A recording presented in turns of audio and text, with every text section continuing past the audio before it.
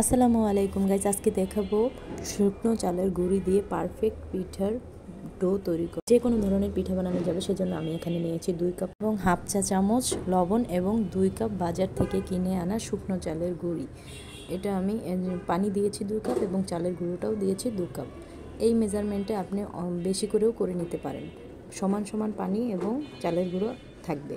এখন আমি এটাকে মাঝে একটুখানি ফাঁকা করে দিয়ে ঢেকে, তারপরে আগেই কোনো নাড়াচাড়া দিব না, একটু ফাঁকা করে দিয়ে ঢেকে তারপরে 2 মিনিট সিদ্ধ করে নেব। চুলার আঁচটা এই মুহূর্তে হাই থাকবে।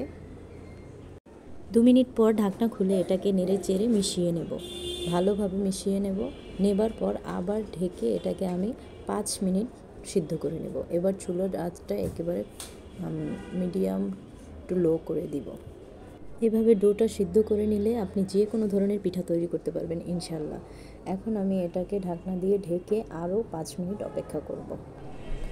5 মিনিট পর এটাকে দেখুন, আমি হাতে নিয়ে দেখব এটা হয়েছে কি না, সিদ্ধ হয়েছে কি না, একটুখানি তুলে দেখব। আপনিও দেখবেন, যদি না হয় তাহলে 7 থেকে 10 মিনিট এটাকে সিদ্ধ করবেন, তাহলেই হয়ে যাবে। আপনি যে কোনো ধরনের পিঠা তৈরি করতে পারবেন। আর এটা গরম থাকতে থাকতে আপনাকে এটাকে মথা নিতে হবে। ডো সুন্দর একটি ডো যদি তৈরি করতে চান তাহলে গরম থাকতে থাকতে মথা নিতে হবে। আর হাতে যেন না লাগে সেজন্য আমি একটু আগে, যেটা স্কিপ করে গেছে, আমি একটা চামচ দিয়ে এটাকে গরম থাকতেই মথে নিয়েছিলাম।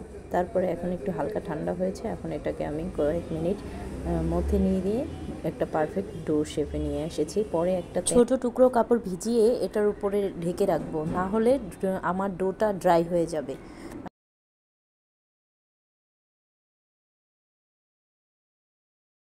যে কোনো ধরনের পিঠা তৈরি করার সময় সেটাকে লেচি কেটে নেব।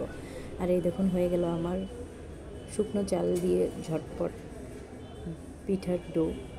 ইনশাআল্লাহ আপনাদেরটাও হবে, নিশ্চয়ই চেষ্টা করে দেখবেন। আল্লাহ হাফেজ।